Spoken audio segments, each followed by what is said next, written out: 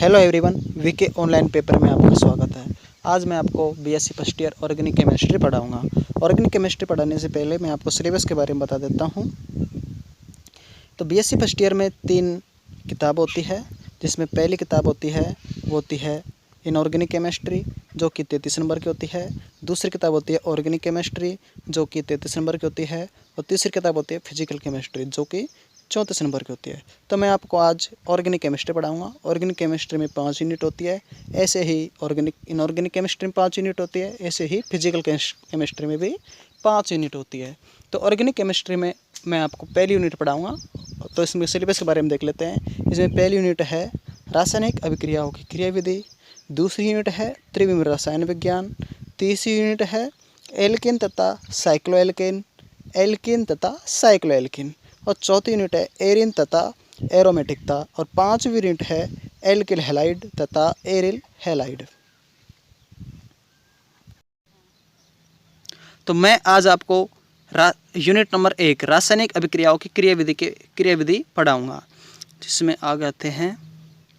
तो इसमें unit number 1 है organic chemistry, BSc first year में है, रासायनिक अभिक्रियाओं की क्रियाविधि। इसमें पहला टॉपिक आता है समास तथा विसमास आबंध विखंडन। तो इसमें समास तथा विसमास आबंध विखंडन देख लेते हैं क्या होता है। तो पहला आता है समास विखंडन, इसको होमोलिटिक विखंडन भी कहते हैं।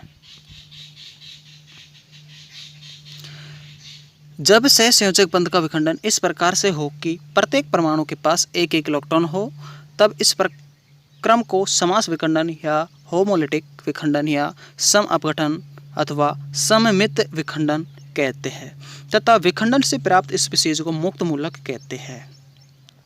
जैसे कोई ए है, ए पे मतलब दोनों पे समान इलेक्ट्रॉन, मतलब दोनों पे एक एक इलेक्ट्रॉन आ जाता है।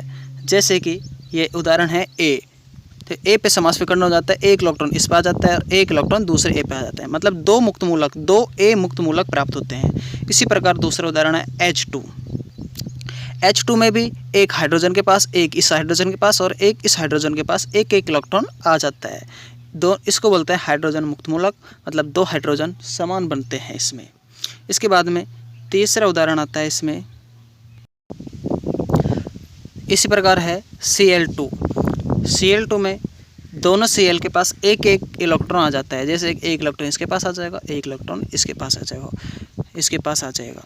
इसी प्रकार आता है, इसमें आता है नॉट पाइबंध के समास विखंडन पर द्विमुक्त मुक्त मूलक स्पीशीज बनती है। जिसमें जैसे कि ए और बी रहता है इसमें, तो एक पाइबंध रहता है, ये एक सिग्मा बंध होता है। इसमें क्या होता है, एक इलेक्ट्रॉन ए के ऊपर आ जाता है और दूसरा आ जाता है बी के ऊपर आ जाता है। इसको बोलते हैं द्विमुक्त मुक्त मूलक स्पीशीज बोलते हैं। इसी प्रकार है जैसे कि CH3, इसका मतलब होता है कि इसमें ए और बी अलग अलग परमाणु है। इसी प्रकार इसमें मेथेन है, मेथेन में भी CH3 और H, इसमें एक इलेक्ट्रॉन CH3 के ऊपर आ जाता है और एक इलेक्ट्रॉन हाइड्रोजन के ऊपर आ जाता है। तो इसको बोलते हैं मेथिल मुक्त मूलक, इसको बोलते हैं हाइड्रोजन मुक्त मूलक। इसी प्रकार आ जाता है, तीसरा आता है पेरोक्साइड में एक इसके ऊपर आ जाता है, एक इसके ऊपर आ जाता है। ये समान प्रकार का है, तो इसको 2RO लिख दिया और इसको बोलते हैं, इसके ऊपर मतलब एक मुक्त मूलक आ जाता है RO के ऊपर, यह होता है एल्कोक्साइड मुक्त मूलक। इसी प्रकार आता है, अगला उदाहरण है बेंजोइल पेरोक्साइड भी समान प्रकार का है। इसमें टूट जाएगा समास विखंडन, एक इसके ऊपर आ जाता है। इसमें 2 बेंजोएट मुक्त मूलक प्राप्त होते हैं, जो कि ये बेंजोइल पेरोक्साइड, इससे ये बेंजोएट मुक्त मूलक प्राप्त होता है, जो कि अस्थायी होता है। और इसको स्थायी बनाने के लिए इससे CO2 बाहर निकल जाती है। ये CO2 बाहर निकल जाएगी और ये C6H5 मुक्त मूलक प्राप्त होता है, जो कि ये क्या होता है, स्थायी होता है। तो समास विखंडन तो आपके समझ में आ गया होगा। इसके बाद में आता है, अगला है विसमास विखंडन। विसमास विखंडन का मतलब होता है कि मतलब एक ही परमाणु के पास दोनों इलेक्ट्रॉन आ जाते हैं। इसकी डेफिनेशन देख लेते हैं कि यदि सहसंयोजक बंध इस प्रकार टूटे कि दोनों इलेक्ट्रॉन एक ही परमाणु के पास रह जाए, तब इस प्रक्रम को हेटेरोलिटिक विखंडन या विसमास विखंडन या असमित विखंडन कहते हैं।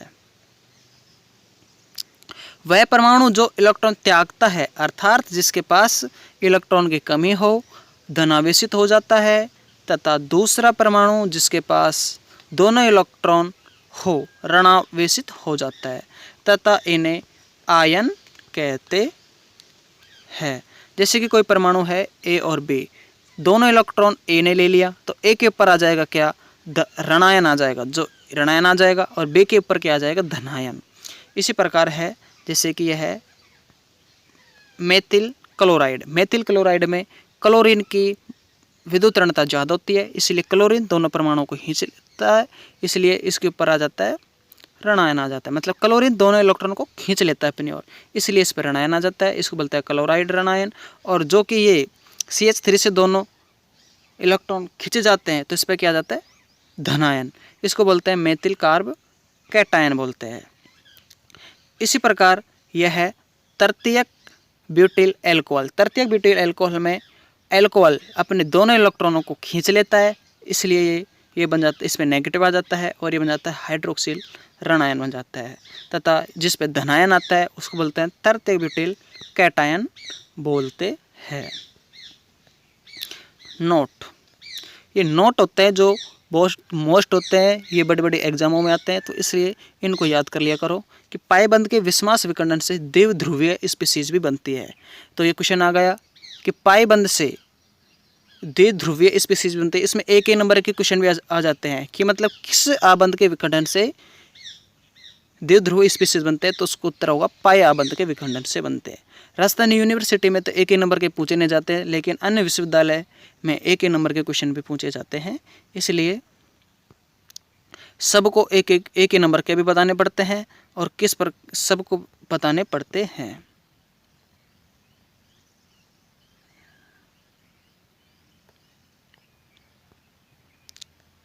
तो इसमें ए और बी, इसमें ऊपरला पाई बंद होता है, निचला सिग्मा बंद होता है, जिसमें ए पॉजिटिव और इसमें आ जाता है क्या, बी नेगेटिव। इसको बोलते हैं ध्रुवीय अणु, जिसमें मतलब प्लस तथा माइनस होता है उसको क्या बोलते हैं, ध्रुवीय अणु। मतलब इसमें पाई बंद टूटता है, और में तो सिग्मा बंद टूटता है, इसमें पाई बंद टूटता है, तो इसमें एक पर नेगेटिव आ जाता है और इसमें पॉजिटिव आ जाता है।